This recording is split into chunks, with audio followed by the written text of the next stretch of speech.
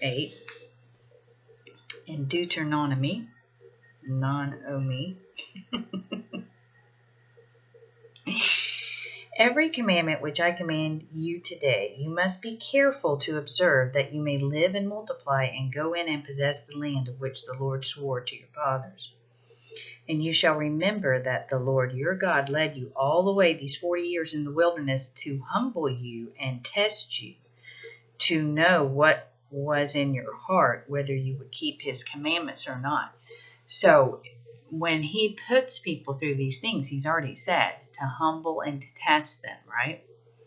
Some people, their hearts will never be humbled, no matter what. Their pride is too great. So he humbled you, allowed you to hunger, and fed you with manna, which you did not know, nor did your fathers know, that he might make you know that man shall not live by bread alone, but man lives by every word that proceeds from the mouth of the Lord. So it's always important to remember that I'm going to underline that he did this, right? Because he said, now you're going to wander for 40 years. But remember, he did this, he already has said, when times of strife, rejoice. Because that's teaching, right? And so he did this, and he led them. Even though he made them wander for 40 years, he still led them. And to test them. And then he says, by every word that proceeds from the mouth of the Lord. So what happened was they did listen, right? And they followed the words of the Lord, but it took this to get their hearts humbled, so that their hearts were seeking God. Your garments did not wear out on you, nor did your foot swell these 40 years. So for 40 years, he's saying your feet didn't swell. You were clothed, right? So even though he tested them, he still was taking care of them. You should know in your heart that as a man chastens his son, so the Lord your God chastens you. So when we do wrong, the same thing happens. And remember, he says he's an unchanging God. He is the same at the beginning and he's the same at the end. He doesn't change. We change. We have to grow. Therefore you shall keep the commandments of the Lord your God, to walk in his ways and to fear him. For the Lord your God is bringing you into a good land, a land of brooks of water and fountains of springs, and that flow out of the valleys and hills, a land of wheat and barley, of vines and fig trees and pomegranates, a land of olive oil and honey. So remember, where do these things grow, right? A land in which you will eat bread without scarcity, in which you will lack nothing. A land whose stones are iron, and out of whose hills you can dig copper. When you have eaten and are full, then you shall bless the Lord your God for the good land which he has given you. Not all land has all of this, right? Different areas have different natural resources and different things that grow. Beware that you do not forget the Lord your God by not keeping his commandments, his judgments, and his statutes, which I command you today, lest when you have eaten and are full, and have built beautiful houses and dwell in them, and when your herds and your flocks multiply, and your silver and your gold are multiplied, and all that you have is multiplied, when your heart is lifted up, and you forget the Lord your God, who brought you out of the land of Egypt, from the house of bondage, who led you through the great and terrible wilderness, in which were fiery serpents and scorpions, and thirsty land where there was no water, who brought water for you out of the flinty rock, who fed you in the wilderness with manna, which your fathers did not know, that he might humble you, and that he might test you, to do good in the end. Then you say in your heart, my power and my might of my hand have gained me this wealth. So when people say, I did this, right? He's saying that's when you're forgetting God. You're forgetting to thank God, because everything is through God. So when you are successful, he's saying, don't forget me, because he has spoiled them with all of these wonderful things. And then it's just like if your parents take care of you and you say, right? And he says, then you say in your heart, my power and the might of my hand have gained me this wealth. And let me underline up here where it says, beware that you do not forget the Lord your God by not keeping his commandments, his judgments, and his statutes. Right? And you shall remember the Lord your God, for it is he who gives you power to get wealth, that he may establish his covenant, which he swore to your fathers, as it is this day. Then it shall be, if you by any means forget the Lord your God and follow other gods and serve them and worship them, I will testify against you this day that you shall surely perish. So this happens in even families today. Their parents teach them about God, and they teach them about Jesus, and they benefit from the teachings and the wealth of their parents. And then as they get older, this world pulls them away from God, and they start to do what a lot of people do, and they are successful, which of course you can take pride in your success, but they forget to thank God. He gets pushed to the wayside. And Moses is warning people, even way back then. All of these lessons are for all of us. That's like we've already talked about, the world turning, and everything revolves in the same ways. As the nations which the Lord destroys before you, so you shall perish, because you would not be obedient to the voice of the Lord your God. Hear, O Israel, you are to cross over the Jordan today and go into the disposes nations greater and mightier than yourself, and go in to dispossess nations greater and mightier than yourself, cities great and fortified up to heaven, a people great and tall, the descendants of the Anakim, whom you know, and whom you heard it said, who can stand before the descendants of the Anak? Therefore, understand today that the Lord your God is he who goes over before you as a consuming fire. He will destroy them and bring them down before you. So you shall drive them out and destroy them quickly, as the Lord has said to you. Do not think in your heart, after the Lord your God has cast them out before you, saying, because of my righteousness the Lord has brought me in to possess this land. But it is because of the wickedness of these nations that the Lord is driving them out from before you. See, these people were wicked and turned against God, or they knew God existed and they decided that they didn't want to be part of to follow his word. We're all part of his creation. There's no getting out of that. But a lot of people fight against him, just like you see children fight against their own parents, right? And destroy families from within. Well, he's saying, don't say it's because of your righteousness. It's because of the wickedness of those nations that they're being driven out by people who God has trained and who has tested. And now he's saying, okay, these people will go in.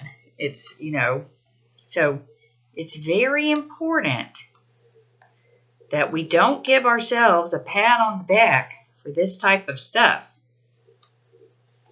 And that's why it's hard for all of us, like when we have enemies, right? And we know they're not Christians, and we're just like, I just wish God would whatever. But they're part of creation, and that's who Jesus came for. Remember, he came for the lost, because it's all God's creation. And they're part of this. What right now we are all one in this creation, but eventually those who refuse the voice of God and Jesus and refuse to accept and to believe and to follow him, though they will be right? As it tells us all the way through the New Testament, they're the ones that get plucked out.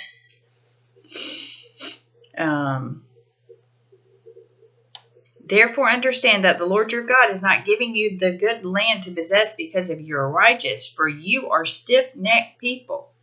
So he's saying it's not because they're righteous, right? He knows how hard-headed they are. 40 years, right? After all the things they saw. Remember, do not forget how you provoked the Lord your God into wrath in the wilderness. From the day you departed from the land of Egypt until you came to this place, you have been rebellious against the Lord. See, he still loves them, but they have been rebellious. Let's go ahead and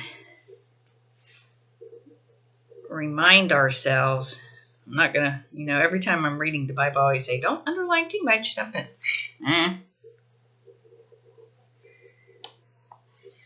Also in Horeb you provoked the Lord to wrath, so that the Lord was angry enough with you to have destroyed you. He was going to destroy them, remember?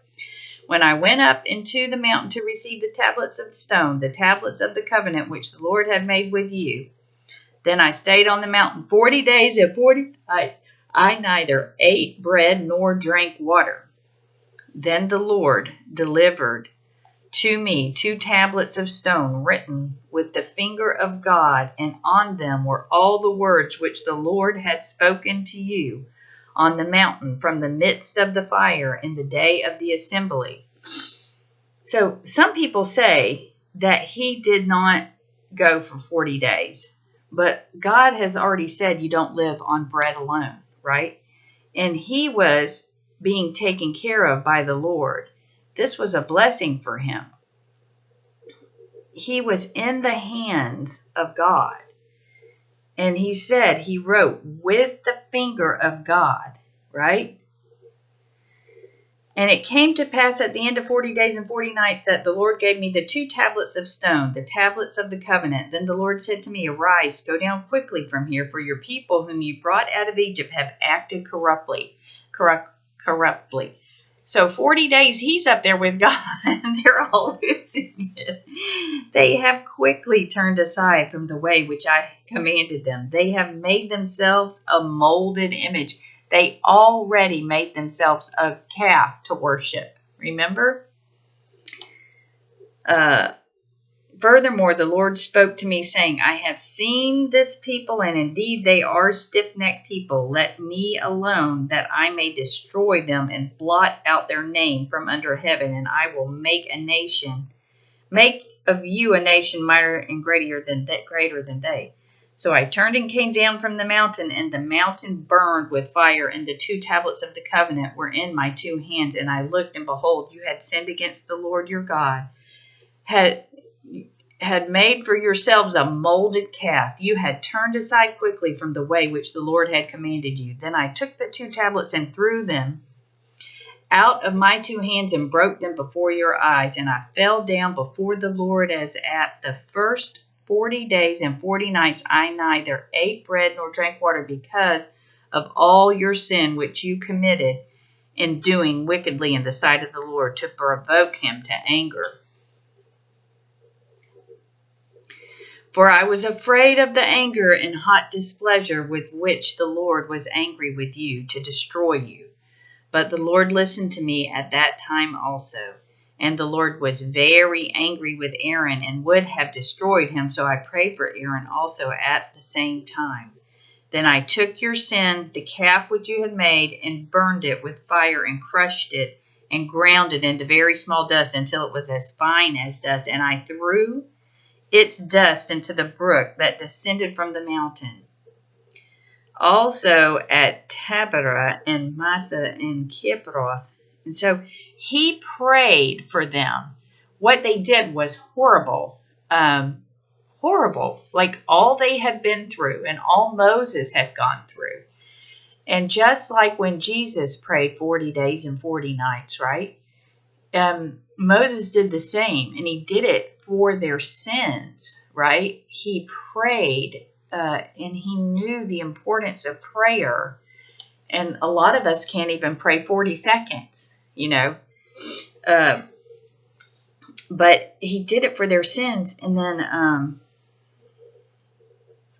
and he knew, he was afraid for them because he knew that God was going to destroy them, and he loved them even though they were sinners, right? He was given the gift of love for his people, even though I'm sure he was furious, but he was also scared.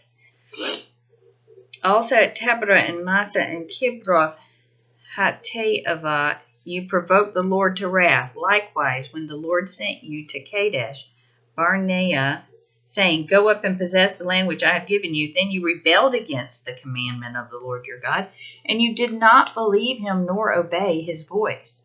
You have been rebellious against the Lord from that day, from the day I knew you.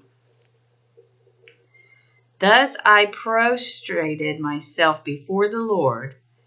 40 days and 40 nights I kept prostrating myself before the Lord, and he said he would destroy. Had he said he would destroy you. Therefore I prayed to the Lord and said, O Lord God, do not destroy your people and your inheritance, whom you have redeemed through your greatness, whom you have brought out of Egypt with a mighty hand.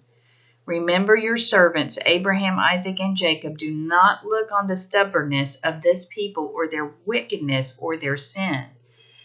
Just like when he says, if you raise your children in the ways of God, right, and they will come back to God, he's begging him, don't judge them based on their stubbornness and wickedness. Don't forget those before them, their parents and their ancestors who dearly followed God and Jesus and truly loved him. Lest the land from which you brought us should say, because the Lord was not able to bring them to the land which he promised them, and because he hated them, he has brought them out to kill them in the wilderness. Yet they are your people and your inheritance, whom you brought out by your mighty power and by your outstretched hand.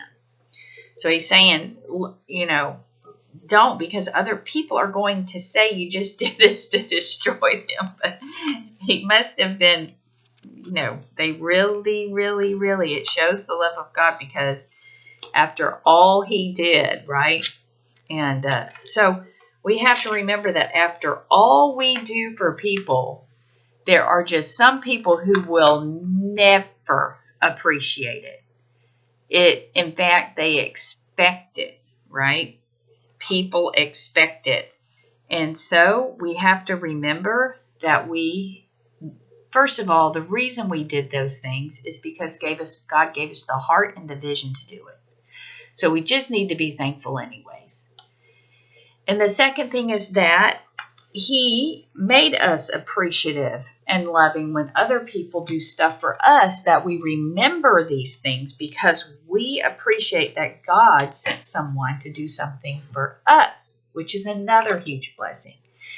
And we don't get our rewards, even though it feels good for somebody to appreciate what you do for them, we still don't get our rewards like that. Our reward comes from God. And that is why he says do things silently, because maybe you do something for someone and they don't appreciate it, and you're like, well, thanks a lot. And then you go around telling everybody, can you believe I did all that and they never appreciated it? No point in saying anything, because you were disappointed, and it probably isn't as big as a deal as what the unfortunate trait that they have, that they are so unappreciative. And the second thing is, when you do something for someone and they are grateful, that you're like, oh, look how wonderful I am. It doesn't come from you. It comes from God. It's a blessing from him that he opened up your eyes and your heart. So be grateful to him that they are grateful and that he blessed them with gratefulness. Okay, have a great day.